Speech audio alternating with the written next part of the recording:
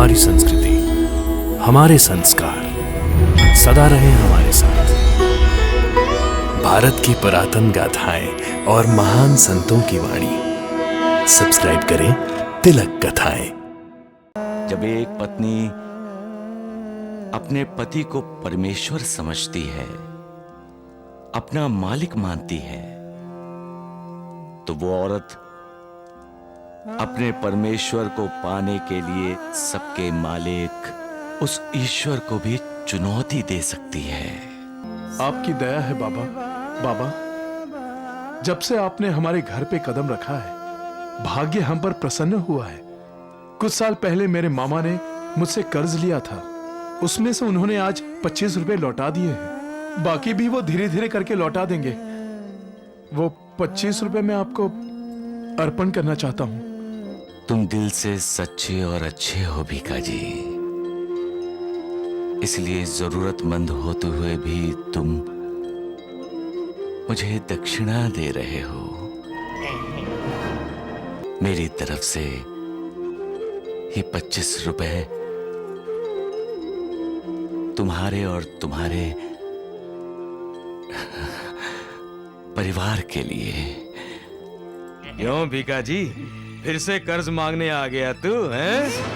नहीं द्वारकानाथ जी, मैं तो कर्ज लौटाने आया हूँ। 25 रुपए ये लीजिए। अरे भीका जी, तुम्हारे पास इतने पैसे कहाँ से आए हैं? बोलो बोलो बोलो। सब साईं की कृपा है।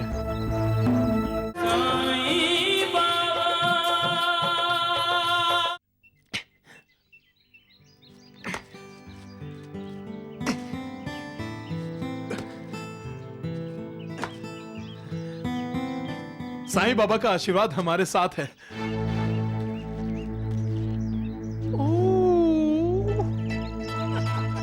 जय साईनाथ, जय साईनाथ, जय साईनाथ, जय साईनाथ, जय साईनाथ, जय साईनाथ, जय साईनाथ। जय साईनाथ। बैची बैची, ये विका जी गड्ढा द्वारकानाथ जी के लिए खोद रहा है। अरे चुप रह, वरना उसे पता चल जाएगा। एक शब्द भी अगर बोला ना तो इसे गड्ढे में तुझे गाड़ दूंगा। चुप मूर्ख, इतना भी नहीं जानता। वो साईं बाबा का पैसा जरूर उस गड्ढे में गाड़ रहा होगा। हाँ, जरूर गाड़ रहा होगा, लेकिन द्वारिकानाथ जी, हमें भी बहुत जल्दी कुछ करना होगा। हाँ। कोई कुछ भी नहीं करेगा, नहीं तो उसकी टांगे तोड़ दूंगा मैं। अरे चुप द्वारकानाथ, भीका जी के खेत में कदम भी मत रखना। बैची, जल्दी से चलिए यहाँ से। नहीं तो भूत हमारी टांगे तोड़ देगा।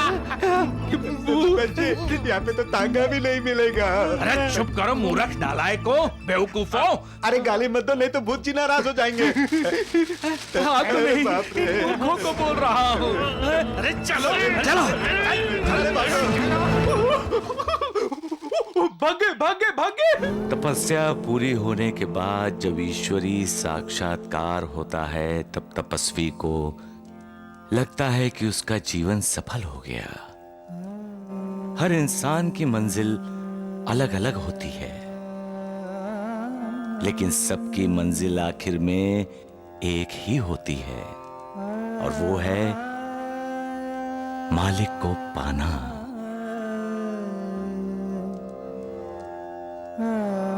जब एक पत्नी अपने पति को परमेश्वर समझती है, अपना मालिक मानती है, तो वो औरत अपने परमेश्वर को पाने के लिए सबके मालिक उस ईश्वर को भी चुनौती दे सकती है।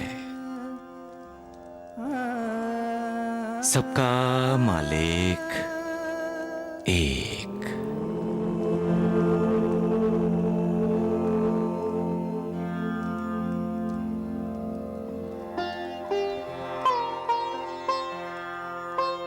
खंडू बेटे, कहाँ जा रहे हो? घर। मुझसे मिले बिना? हाँ,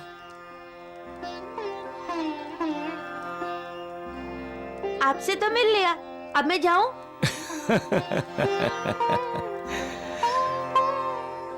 पीछे हाथ में क्या है?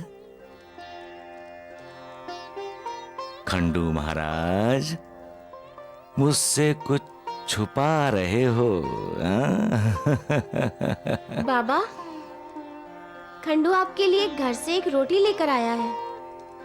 अरे वाह, तो अभी तक दी क्यों नहीं मुझे? नहीं दूंगा।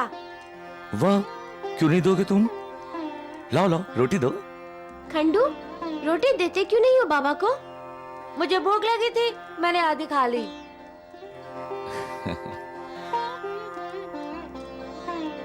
लाओ दो, मुझे दो। हाँ लाओ।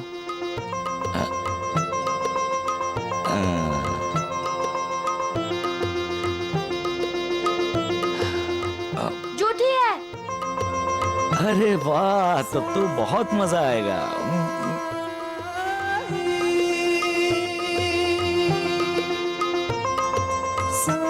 स्वादिष्ट है। तभी तो किसी को नहीं दे रहा हूँ, सब अकेले ही खा रहा हूँ। लेकिन कंडू, तुम सिर्फ बाबा के लिए ही रोटी क्यों लाए हो? माँ कहती है बाबा का पेट भर जाता है तब दुनिया में सबका पेट भर जाता है, कोई भूखा नहीं रहता।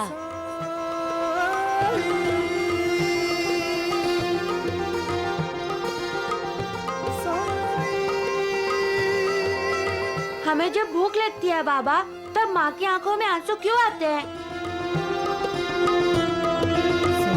आपका पेट भर गया ना बाबा? हाँ। अब हमें भूख नहीं लगेगी और माँ कभी नहीं रोएगी। खंडू की बातों का बुरा मत मानिए बाबा।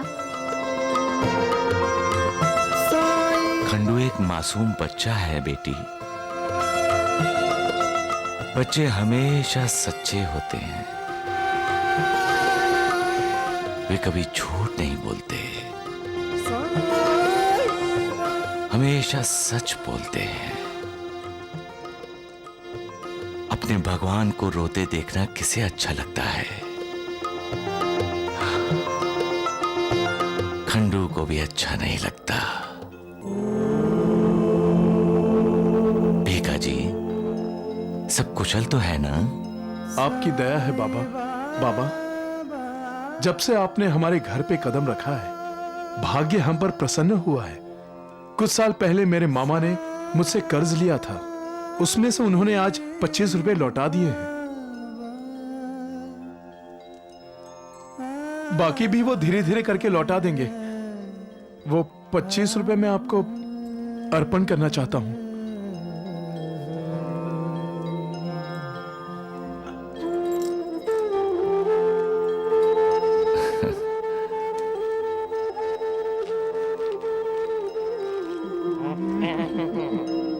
तुम दिल से सच्चे और अच्छे हो भीका जी, इसलिए जरूरतमंद होते हुए भी तुम मुझे दक्षिणा दे रहे हो। मेरी तरफ से ये 25 रुपए तुम्हारे और तुम्हारे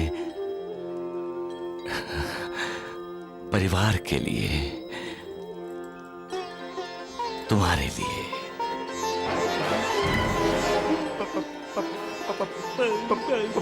25 रुपए। भीका जी।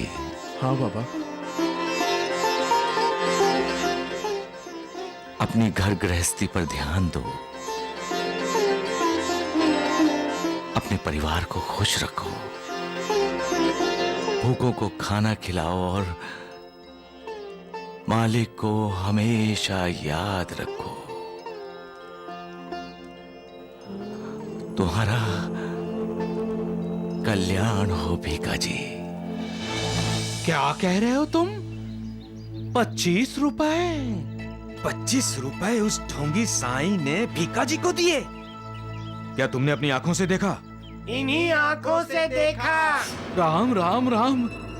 द्वारिकानाथ जी, आपने बिल्कुल ठीक ही कहा था। कि उस ढोंगी साईं और भीका जी के बीच में जरूर कुछ न कुछ खिचड़ी पक रही है।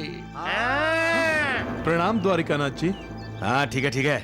आओ आओ भिखारी जी। अरे मूर्खों, भिखारी जी नहीं, भीका जी जी। क्यों भीका जी, फिर से कर्ज मांगने आ गया तू हैं? नहीं द्वारिकानाथ जी, मैं तो कर्ज लौटाने आया हूँ। 25 रुपए ये लीजिए। अरे भीका जी, तुम्हारे पास इतने पैसे कहाँ से आए हैं? बोलो। सब साईं की कृपा है। साईं बाबा की कृपा। राम राम राम। द्वारिकानाथ जी, आपने सही सोचा। ये पाखंडी साईं ढोंगी अपना सारा का सारा धन इस भीका जी के घर में रखता है।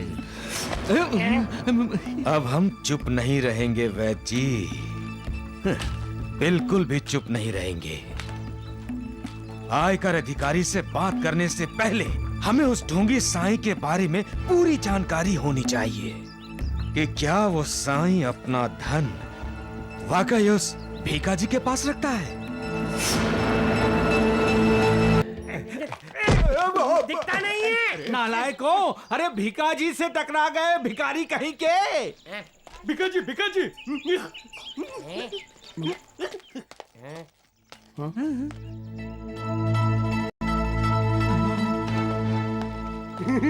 आप देख रहे हैं, बाईजा भाई ने ना तुम्हारे बच्चे के लिए ना खाना भेजा है। इस अंडी को हाथ में पकड़, ले जा।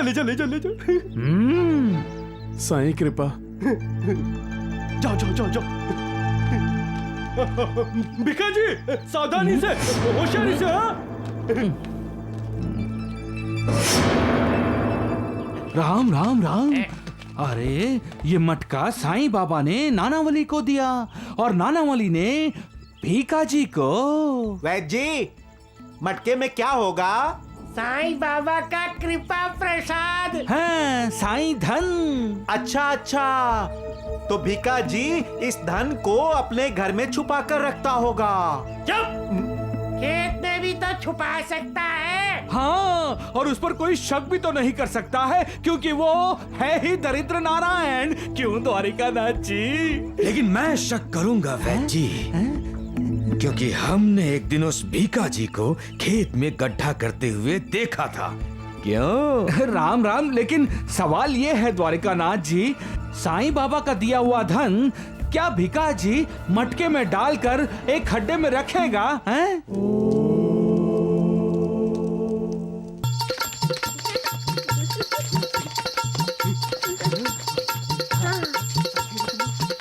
वैद्य जी, इस मटके में भी साईं बाबा का कृपा प्रसाद लगता है। राम राम राम। हो सकता है ये मटका भी ये नानावली भीका जी को देने जा रहा हो। हैं?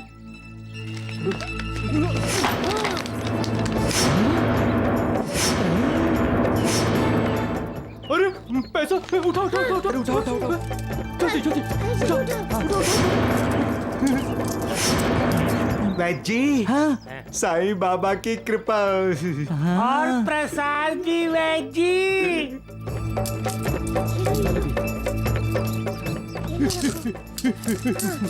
दत्या, जाके ना दूसरे मटके का इंतजाम कर। हाँ। हम ये सारी पोटली है ना मटके में भर के भिका जी को दे देंगे। हाँ ठीक है। जाओ। चलो। अब मुझे पूरा विश्वास हो गया है वैद्य जी कि उस भीका जी पर साईं बाबा की विशेष कृपा क्यों है। अरे राम राम राम, क्यों नहीं होगी द्वारिकानाथ जी? उस ढोंगी साईं का सारा पैसा उस भीका जी के खेत में जो छुपाया जाता है। आजा। पैसा।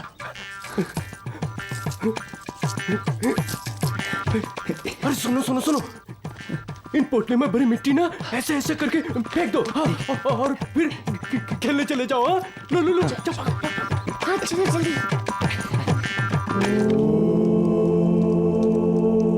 प्रणाम साईं बाबा। अरे भीका जी, मालिक तुम्हारा भला करे। आपकी कृपा दृष्टि यूं ही मुझ पर बनी रहे बाबा। अपने परिवार पर और अपनी खेती पर ध्यान दो भीका जी। खूब मेहनत करो, तुम्हारे बुरे दिन खत्म हो जाएंगे। लेकिन हाँ, जब तुम्हारे अच्छे दिन आए तो भूखों को खाना खिलाना, प्यासों को पानी पिलाना और जरूरतमंदों की मदद करना नहीं भूलना। नहीं भूलूंगा बाबा, कभी नहीं भूलूंगा। मालिक तुम्हारा भला करे।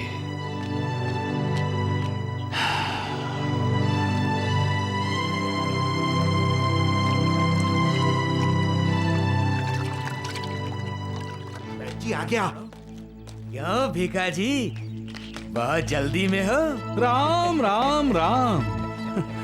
जब पैसों की जरूरत थी तो भगवान द्वारिकानाथ जी के चरणों पर अपना माथा रगड़ते थे, और अब प्रणाम करना भी भूल गए भीका जी। प्रणाम करो। क्षमा कीजिए द्वारिकानाथ जी, प्रणाम। तुम्हारा कल्याण होगा भीका जी। ना ना ना द्वारिकानाथ जी, इसका कल्याण तो वो ढोंगी साईं कर रहा है। साईं बाबा मालिक हैं, भगवान हैं। हाँ, क्यों नहीं क्यों नहीं। उन्होंने तो तुम्हारे लिए दुआ भी मांगी है और कहा है कि मालिक तुम्हारा भला करे। और अब हमें तुम्हारा भला होते हुए दिखाई दे रहा है भीका जी। बहुत दिन हुए तुमने मुझे 25 रुपए लाकर दिए थे, हैं? अब कुछ लाए हो? नहीं द्वारिकानाथ जी। क्यों? उस दिन नाना वली ने जो तुम्हें मटके भरकर पैसे दिए थे, उसका क्या किया? मटका भर के पैसे? नहीं तो। राम राम राम राम राम, लगता है इसे भूल जाने की बीमारी लग गई है। नहीं नहीं, मुझे कोई बीमारी नहीं है। अच्छा, तुम्हें कोई बीमारी नहीं है? तो फिर वो ढोंगी साईं ने तुम्हें खेतों पर ध्यान देने को क्यों कहा? ना ना ना ना द्वारिकानाथ जी, खेतों पर ध्यान देने के लिए नहीं, खेतों में छुपाए हुए धन पर ध्यान देने के लिए कहा था। क्यों भीका जी? है ना? ये कैसी बात कर रहे हैं आप? अरे वैद जी, कितना भोला है ये बेचारा, कुछ जानता ही नहीं। उस दिन भी तो तुम खुद एक मटका लेकर गए थे ना भीका जी? मटका? वो तो बाईजा बाई ने बच्चों के लिए खाना भर के दिया था। खाना? बाईजा बाई ने खाना दिया था। देखो भीका जी, मुझसे दुश्मनी मोल मत लो, नहीं तो तुम्हारे ही खेत की मिट्टी में तुम्हें मिला दूंगा। अब जब भी साईं बाबा तुम्हें पैसे दे तो सारे पैसे मुझे लाकर देना, समझे? आपकी बातें मेरे समझ नहीं आ रही। साईं बाबा मुझे कोई पैसे नहीं देते। प्रणाम। अरे द्वारिकानाथ जी, अब क्या करेंगे? अरे करना क्या है ढोंडू, जब सीधी उंगली से घी नहीं निकले ना तो उंगली टेढ़ी भी करनी पड़ती है। ये द्वारिकानाथ छीनना भी जानता है। क्यों वे जी? राम राम राम, सत्य वचन, सबका मालिक एक एक।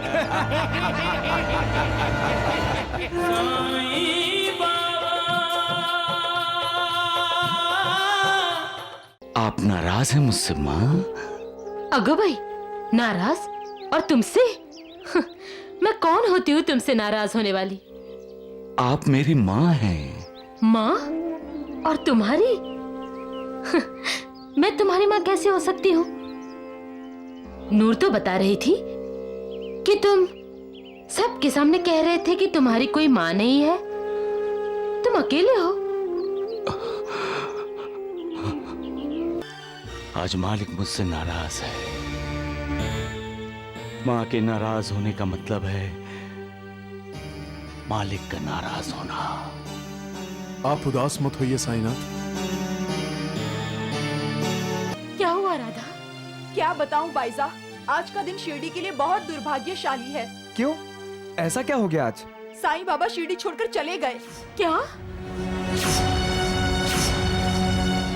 अगो भाई। गुरुजी, मैं भी साईं बाबा का इंतजार कर रहा हूँ भाईजा भाई। कुछ घंटों से हूँ यहाँ, लेकिन लेकिन क्या? लेकिन साईं बाबा द्वारिका माई में नहीं आए। शायद नानावली जानता हो। मासापति जी, मैं भी तो ढूंढ रहा हूँ बाबा को, कहीं दिख ही नहीं रहे। मुझे लग रहा है बाबा हम लोगों से रूठ के कहीं चले गए हैं। नानावली, मुझे विश्वास नहीं हो रहा। साईं बाबा ऐसा नहीं कर सकते। इसके लिए तुम जिम्मेदार हो भाईजान। नहीं, तुम्हारी वजह से ही साईं बाबा शिरडी छोड़कर चले गए। नहीं नूर, तुम्ही ने उन्हें ठुकराया है भाईजान। नहीं। माँ, मैं खेलने जा रहा हूँ। नहीं नहीं नहीं, अजीब बात नहीं।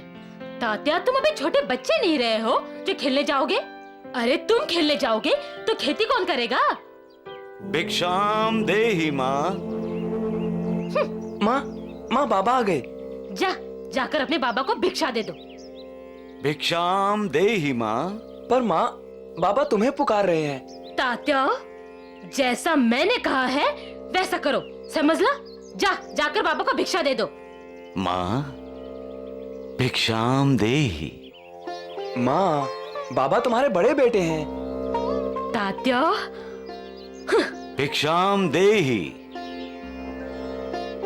अरे तात्या, तात्या, माँ घर में नहीं है क्या? माँ, अरे तो मुझे भिक्षा देने माँ बाहर क्यों नहीं आई? माँ, माँ, मैं आया हूँ। माँ, बाबा तुम्हें बुला रहे हैं। तात्या, अपने बाबा से कह दो कि वो यहाँ से चला जाए। मैं उसकी माँ नहीं हूँ। मेरा तो एक ही बेटा है, तात्या। आप नाराज हैं मुझसे माँ? अगो भाई, नाराज? और तुमसे? मैं कौन होती हूँ तुमसे नाराज होने वाली? आप मेरी माँ हैं। माँ? और तुम्हारी? मैं तुम्हारी माँ कैसे हो सकती हूँ? नूर तो बता रही थी कि तुम सबके सामने कह रहे थे कि तुम्हारी कोई माँ नहीं है, तुम अकेले हो। साईनाथ, मालिक की उस कृपा का सुख आपने भी तो लिया होगा। नहीं महलसापति, शायद मेरे भाग्य में सुख नहीं लिखा था।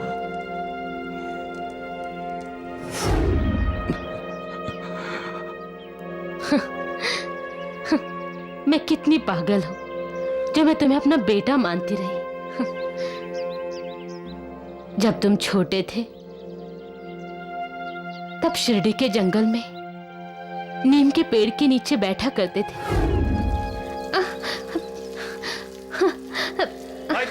क्यों भीग रही है? चल चल चल। ये भी तो भीग रहा है।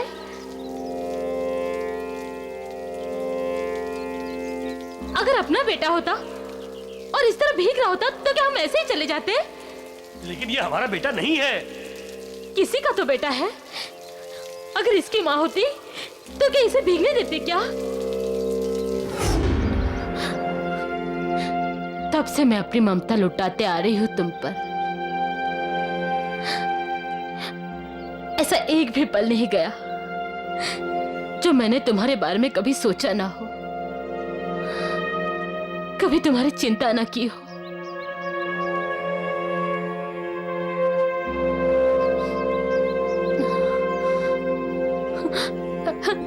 जब तुम खाना नहीं खाते थे ना, तो मैं भी नहीं खाती थी। यूं समझ ले तेरी माँ अपने हाथों से खाना बनाकर लाई है।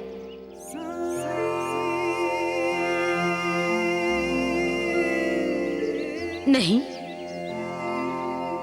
नहीं खाएगा? जिद करेगा? ठीक है, तेरी जिद है तो मेरी भी जिद है। जब तक तू खाना नहीं खाएगा तब तक मैं भी नहीं खाऊंगी। अरे खाना तो क्या, पानी तक नहीं पीऊंगी।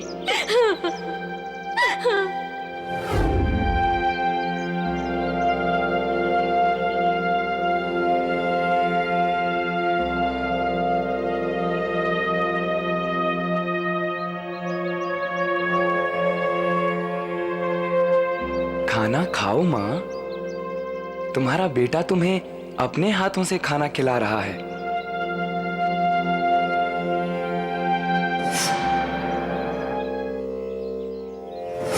क्यों? क्यों? क्योंकि मैं पागल थी ना। मैं बड़ा बेटा होने का हक तुम पे जताती थी ना। क्यों? क्योंकि मैं पागल हूं ना। हाँ? लेकिन आज तुमने सबके सामने ये कहकर कि मेरी माँ नहीं है, मुझे एहसास दिलाया कि मैं तुम्हारी माँ नहीं हूँ। आप गलत समझ रही माँ। नहीं, मैं गलत नहीं समझ रही हूँ। तुम अकेले हो ना। हाँ, तुम अकेले हो ना। तुम अकेले हो ये कहकर मुझे एहसास दिलाया कि मैंने तुम्हें अपनी कोख से जन्म नहीं दिया ना, इसलिए मैं तुम्हारी मां नहीं हूं।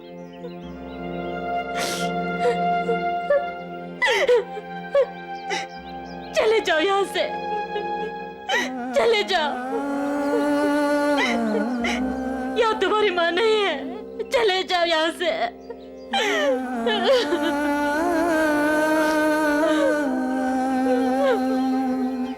माँ, ये क्या कर रही हो तुम?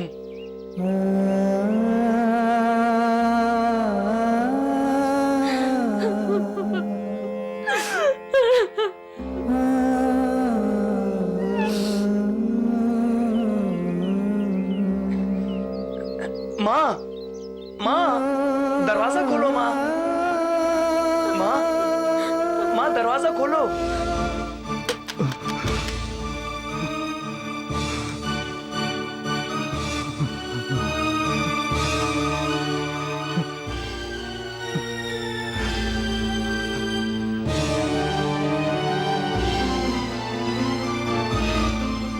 मालसापति, आज मालिक मुझसे नाराज है। माँ के नाराज होने का मतलब है मालिक का नाराज होना। आप उदास मत होइए साईनाथ।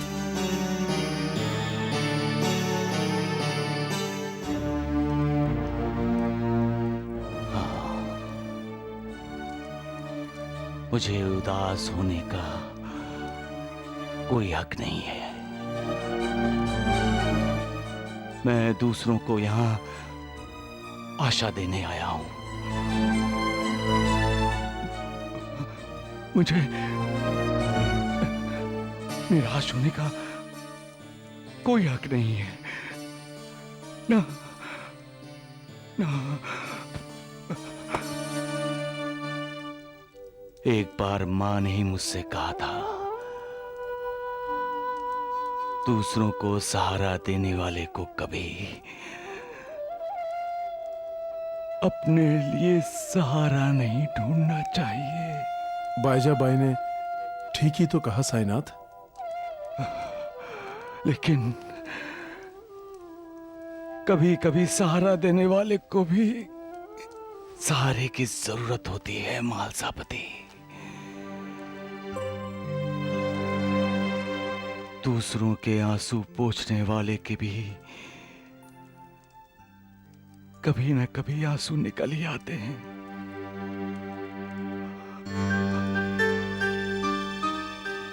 आखिर मैं भी तो इंसान हूं। बाईजाबाई को अपनी गलती का एहसास बहुत जल्दी हो जाएगा साईनाथ। मालसापति, मां कभी गलती नहीं करती। गलतियां बच्चे करते हैं। मां बच्चों की गलतियां माफ कर देती है।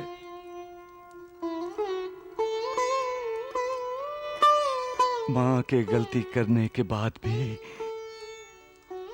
बच्चों को उसे वैसा एहसास दिलाना गलत है। मालिक ने जिस काम के लिए मुझे यहाँ भेजा है वो काम मुझसे ठीक तरह से नहीं होता होगा, इसलिए मालिक ने माँ के जरिए मुझे डांटा है। साईनाथ, सब ठीक हो जाएगा। सब ठीक होना ही चाहिए।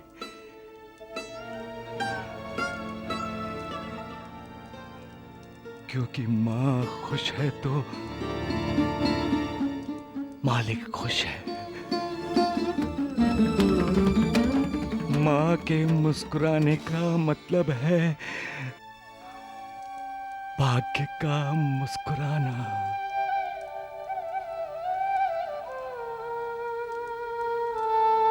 और माँ के हंसने का मतलब है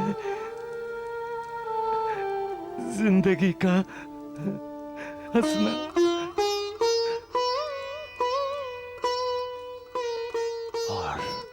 और माँ की आंखों से आंसू निकलने का मतलब है जिंदगी में प्रलय आना।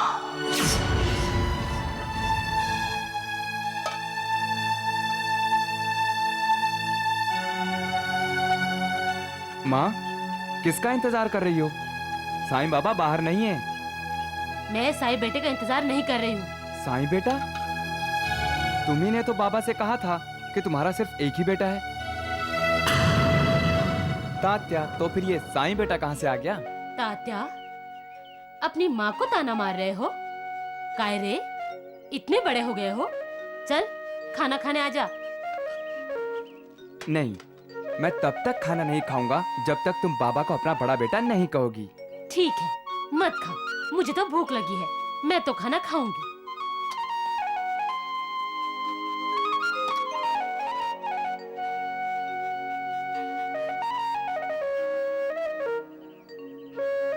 अपने बेटे का मोह हो गया है तेरे साथ। यूं समझ ले तेरी माँ अपने हाथों से खाना बनाकर लाई है।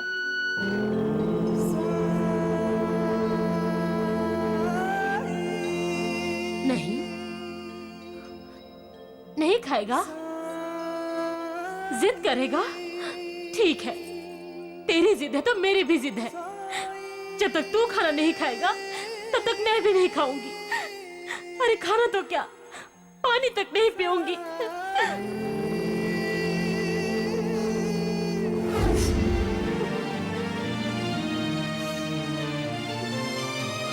माँ, क्या हुआ माँ? माँ,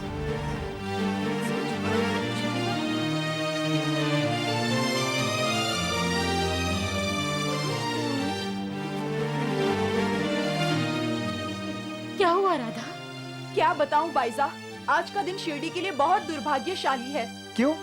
ऐसा क्या हो गया आज? साईं बाबा शिरडी छोड़कर चले गए। क्या? अगो भाई, गुरुजी, मैं भी साईं बाबा का इंतजार कर रहा हूँ भाईजा भाई। कुछ घंटों से हूँ यहाँ, लेकिन क्या? लेकिन साईं बाबा द्वारिका माई में नहीं आए। शायद नानावली जानता हो। मासापति जी, मैं भी तो ढूंढ रहा हूँ बाबा को, कहीं दिख ही नहीं रहे। मुझे लग रहा है बाबा हम लोगों से रूठ के कहीं चले गए। नानावली, मुझे विश्वास नहीं हो रहा। साईं बाबा ऐसा नहीं कर सकते। बिना मुझे बताए शिरडी छोड़कर नहीं जा सकते साईं बाबा। तो कहाँ चले गए? पूरी शिरडी में देखा, कहीं है ही नहीं। बिल्कुल सही कह रहे हैं, हमने हर जगह ढूंढ लिया, वो कहीं मिले ही नहीं। वह जी, आखिर वो साईं बाबा डरकर शिरडी से भाग ही गया। राम राम राम, लगता है उस ढोंगी साईं को पता चल गया है कि आप उसकी शिकायत आयकर ऑफिसर से करने वाले हैं। साईं का मालिक आयकर ऑफिसर। इसके लिए तुम जिम्मेदार हो भाईजान। नहीं, तुम्हारी वजह से ही साईं बाबा शिरडी छोड़कर चले गए। नहीं नूर, तुम्ही ने उन्हें ठुकराया है भाईजान। नहीं, साईं बाबा मालिक हैं, सबके माई बाप हैं, लेकिन उन्होंने तुम्हें अपनी माँ माना और तूने अपना बेटा मानने से उन्हें इनकार कर दिया। क्या ये उनका अपमान नहीं था? चले गए, गए वो।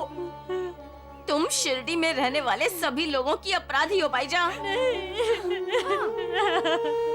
लेकिन साईं बाबा अपने भक्तों को छोड़कर कैसे जा सकते हैं? क्या मंदिर छोड़कर भगवान भी कभी जाते हैं?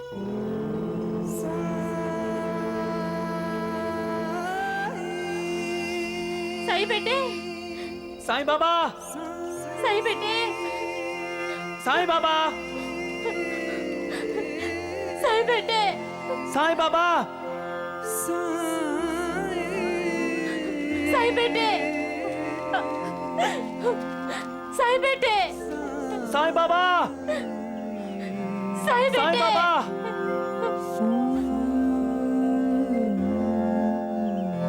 बाबा,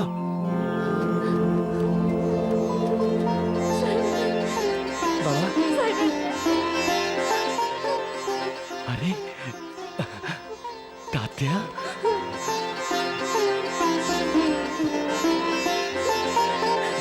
मुझे माफ कर दो साईं बेटे। ये आप क्या कह रही हैं? मैं और अपनी माँ को माफी दूं?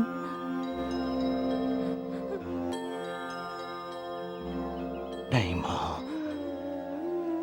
ये आंसू पोंछ लो, क्योंकि कोई भी बेटा अपनी माँ की आंखों में आंसू नहीं देख सकता। भीका जी का खंडू भी नहीं और बाजा माई का साईं बेटा भी नहीं। मैंने ये कभी नहीं कहा कि मेरी माँ नहीं है। खंडू जैसा छोटा बच्चा भी बोल गया मुझे कि मैं अकेला हूं, लेकिन मैं अकेला नहीं हूं माँ। मेरे पास माँ है, मेरा छोटा भाई है। इस दुनिया में इंसान अकेला आता है, अकेला जाता है, लेकिन अकेला रह नहीं सकता। उसे साथी चाहिए, परिवार चाहिए।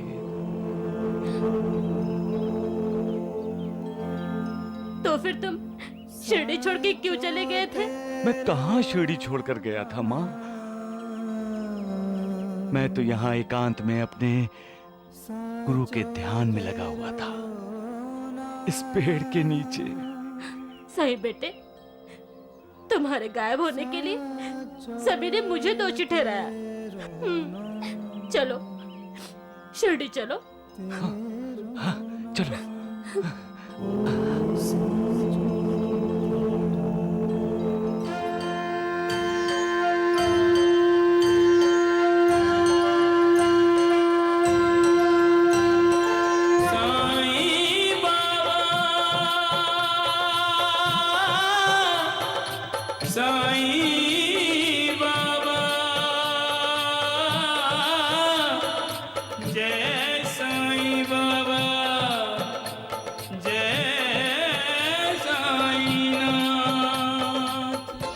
जी, कहीं वो ढोंगी साईं शिरडी में वापस तो नहीं आ गया? अरे राम राम राम राम। साईं राम साईं श्याम दुख भंजन तेरु नाम।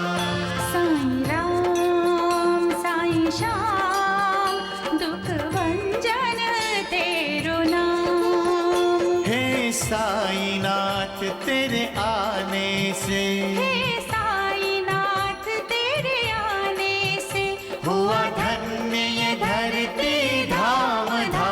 साईं राम साईं श्याम दुख भंजन तेरु नाम। साईं राम साईं श्याम दुख भंजन तेरु सुख धाम धन धाम साई राम साई श्याम गुण धाम यश धाम साई राम साई श्याम ओ भक्त वत्सल दीन बंधु बाबा तुझे प्रणाम साई बाबा तुझे प्रणाम साई बाबा तुझे